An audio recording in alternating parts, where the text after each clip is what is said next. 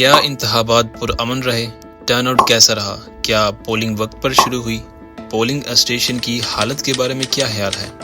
اپنے ساتھیوں کو ایکٹیو کرنے میں سب سے زیادہ سرگرم جماعت کون سی تھی؟ ان سوالات کے جوابات اس بنیاد پر مختلف ہوں گے کہ آپ کس سے پوچھتے ہیں، اور زیادہ اہم بات یہ ہے کہ وہ کہاں پر ہیں۔ جمعرات کی صبح 8 بجتے ہی پاکستان میں انتخابات شروع ہو گئے۔ اگلے 9 گھنٹوں تک ووٹنگ کتنی پرامن یا اس میں خلل ڈالنے کے حوالے سے بے شمار کہانیاں سنائی گئیں۔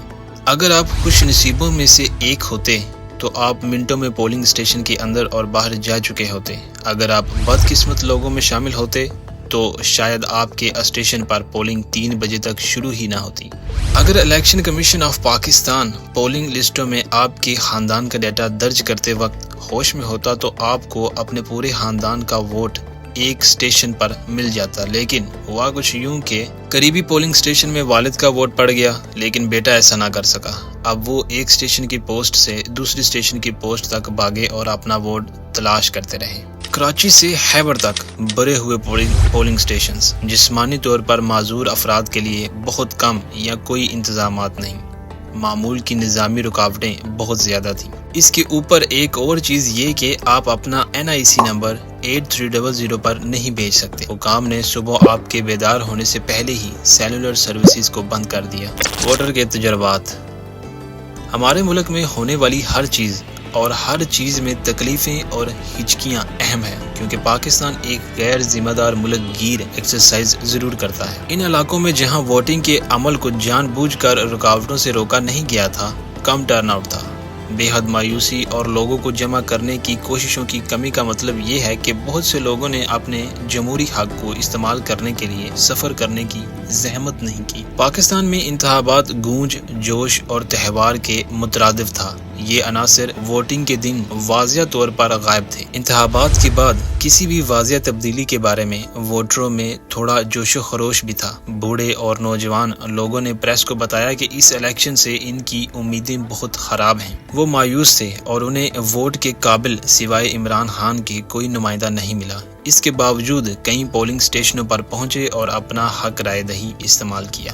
لاہور کے کچھ علاقوں میں، خاص طور پر جہاں مسلم لیگ نون کے اہم رہنما مقابلہ کر رہے تھے، پارٹی نے کھانے اور ٹرانسپورٹ کا انتظام کر کے ووٹروں کو سہولت فراہم کی۔ کراچی میں جن علاقوں میں پارٹی غالب پوزیشن میں تھی، وہاں PPP نے بھی اپنے ووٹرز کو اسی طرح کی ترغیبات سے لبایا۔ خیبر پختونخوا اور بلوچستان میں پولنگ کے مناظر بالکل مختلف تھے، جبکہ بلوچستان میں چھٹ پٹ ووٹنگ کی سرگرمیوں کی وجہ حلقوں کی ایک بڑی تعداد کو قرار دیا جا سکتا ہے۔ KP میں پارٹیاں ووٹروں کو بڑی تعداد میں باہر لانے میں ناکام رہیں۔ ٹرن آؤٹ کم رہا کیونکہ دونوں صوبے بہت سے حملوں کی زد میں پہلے ہی رہ چکے تھے۔ قبائلی علاقوں کے باشندوں کے لیے یہ پہلا الیکشن تھا جب سے وہ KPK کے ساتھ شامل ہوئے تھے۔ جبکہ ٹرن آؤٹ کم تھا، تشدد کی چند علامات کے ساتھ پولنگ بڑی حد تک پرامن تھی۔ پریشانیاں۔ پورے ملک میں جذبات اور ٹرن آؤٹ مختلف ہو سکتے ہیں، لیکن ایک چیز ملک کے طول و عرض میں یکساں تھی: منظم مسائل۔ بہت سے لوگ 8300 کے ذریعے اپنی ووٹنگ کی تفصیلات کی تصدیق کے لیے آخری لمحات تک انتظار کرتے رہے۔ اس کے بعد وہ پولنگ اسٹیشنوں کے باہر کیمپ لگائے سیاسی جماعتوں کے ایجنٹوں کی ہاتھ سے لکھی ہوئی پرچیوں پر بھروسہ کر رہے تھے۔ کاغذ کا ایک ٹکڑا ہاتھ میں لیے وہ پولنگ بوتھ تک پہنچے تھے کہ وہ ووٹ نہیں ڈال سکتے کیونکہ ان کا نام فہرست میں نہیں ہے۔ کراچی سے رپورٹ ہونے والے کچھ کیسز کے مطابق پولنگ عملے نے جان بوجھ کر لوگوں کو یہ کہہ کر گمراہ کرنے کی کوشش کی کہ ان کا ووٹ علاقے میں رجسٹر نہیں ہے۔ کراچی، لاہور، اسلام آباد اور دیگر علاقوں سے بھی ایسی اطلاعات موصول ہوئی ہیں جہاں خاندانوں کے ووٹ شہر یا قصبے میں بکھرے ہوئے تھے۔ ایسا لگتا ہے کہ آپ کے ووٹ کے عزم کو 297.89 فی لیٹر پیٹرول کے ساتھ شہر سے گزرنے کے چیلنج کا سامنا تھا۔ یہ کیسے انتخاب تھے؟ پولنگ اسٹیشنوں میں ووٹرز کی رہنمائی کے لیے واضح نشانات کی شدید کمی تھی۔ کراچی میں اسکولوں میں قائم پولنگ اسٹیشنوں میں عموماً پہلی اور دوسری منزل پر بوتھ ہوتے تھے۔ ووٹرز خصوصاً بزرگوں کو 1 یا 2 سیڑھیاں چڑھنی پڑیں، صرف یہ بتایا گیا کہ ان کا ووٹ اگلی عمارت میں ہے۔ یہ سیکیورٹی کے اہلکاروں اور پریزائڈنگ افسر پر منحصر تھا کہ وہ لوگوں کی رہنمائی کریں اور انہیں صحیح بوتھ پر بھیجیں۔ کراچی میں پولنگ عملے کی تربیت کے فقدان اور باریک بینی سے غفلت کی شکایت بھی موصول ہوئیں۔ تاہم پنجاب اور اسلام آباد میں اہلکار لوگوں کو اپنا حق رائے دہی استعمال کرنے کی سہولت فراہم کرتے پائے گئے۔ Polling station blues. اس کے باوجود ملک بھر میں لوگ ووٹ ڈالنے نکل آئے۔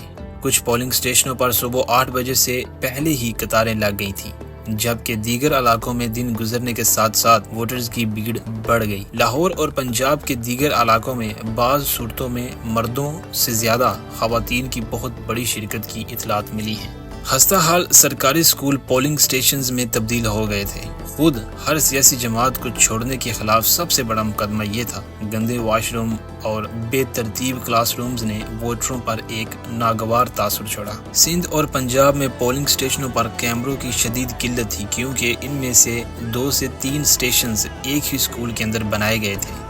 یہ اس مجبوری سے کیا گیا کیونکہ ای سی پی کے پاس ووٹرز کی آبادی کے مطابق کم از کم 1,50,000 پولنگ اسٹیشنز کی کمی تھی۔ نتیجہ یہ نکلا کہ لوگوں کو ووٹ ڈالنے کے لیے گھنٹوں قطاروں میں کھڑا ہونا پڑا۔ یہ تو کافی حد تک چلیں ٹھیک ہے، سچ پوچھیں تو یہ ان کی سستی کا نتیجہ بھی ہے۔ جن علاقوں میں پولنگ وقت پر شروع ہوئی وہاں پولنگ عملہ ووٹروں کے انتظار میں گھنٹوں خاموش بیٹھا رہا۔ غیر مہذب پاکستانی ووٹر جو چھٹی کا مزہ لے رہے تھے، نان چنے کے ناشتے کے بعد گھر سے نکلے۔